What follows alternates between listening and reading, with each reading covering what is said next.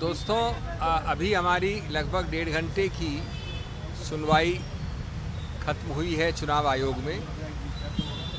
हमारी तरफ से रिस्पोंडेंट्स जो हैं, जवाबदेही पहली बार शुरू हुई और हमने कुछ बहुत ही चौंका देने वाले, बहुत ही अजीबोगरीब चीज़ें, तथ्य चुनाव आयोग के सामने रखे। मुख्य इसमें था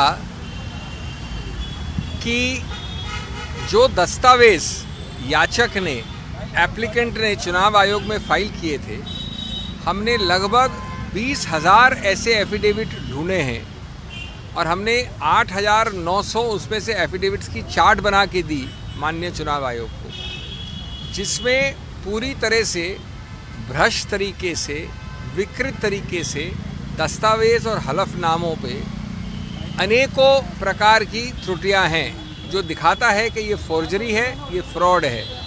उदाहरण के तौर पे एक कैटेगरी है जहाँ की व्यक्ति विशेष मृत है, जिसकी मृत्यु हो गई है, उसका भी एफिडेविट डाला गया है। दूसरा उदाहरण है कि वो माइनर है, यानी अल्पायु का है, 18 वर्ष से कम है, एफिडेविट डाला गया है। तीसरा कैटेगरी है, कई ऐसे एफिडेविट हैं जिसमें जो पद लिखा है एनसीपी का, वो पद कहीं जानता ही नहीं है। एनसीपी के संविधान में नहीं है, कभी लागू नहीं हुआ।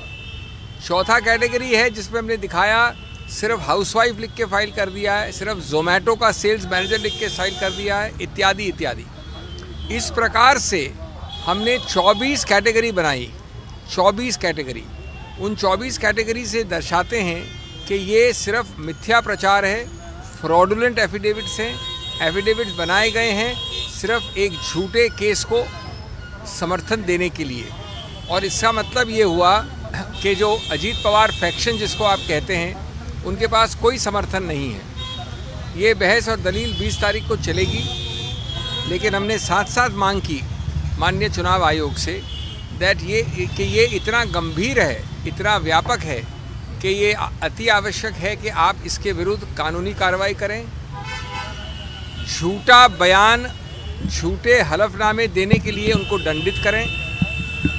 क्रिमिनल आईपीसी जो है, दंड संहिता है, उसके अंतर्गत जो कई सारे झूठे बयान देने के ऑफेंस होते हैं, उसके विषय में एक्शन लें, इत्यादि इत्यादि।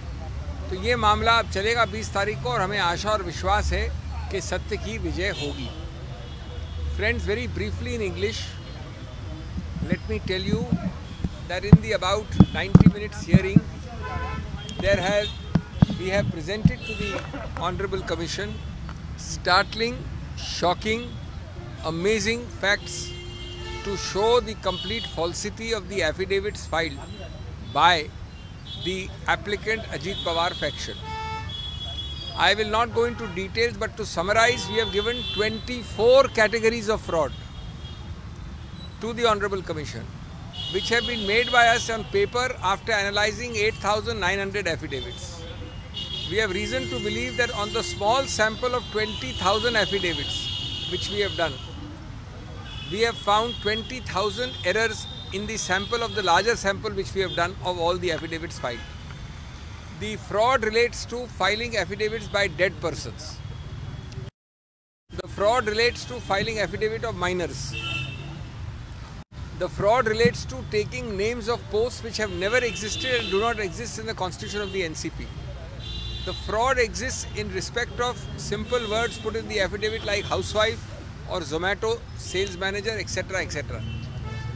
These are very serious. We have requested the Commission that you have to take penal action, criminal action. You have to file complaints for false evidence, false affidavits. You have to completely dismiss the complaint at the threshold because it is actuated by fraud and misrepresentation. The hearing will continue on the 20th, and we are confident that truth and victory will be on our side, on Mr. Sharad Pawar's side, and therefore we are arguing on 20th on the next date. महाराष्ट्रातील सर्व बातम्यांचे विश्वासार्ह व्यासपीठ. सकाळच्या सर्व social media प्लॅटफॉर्मला like, follow आणि subscribe करा. तसंच सर्व नोटिफिकेशनसाठी bell icon press करायला विसरू नका.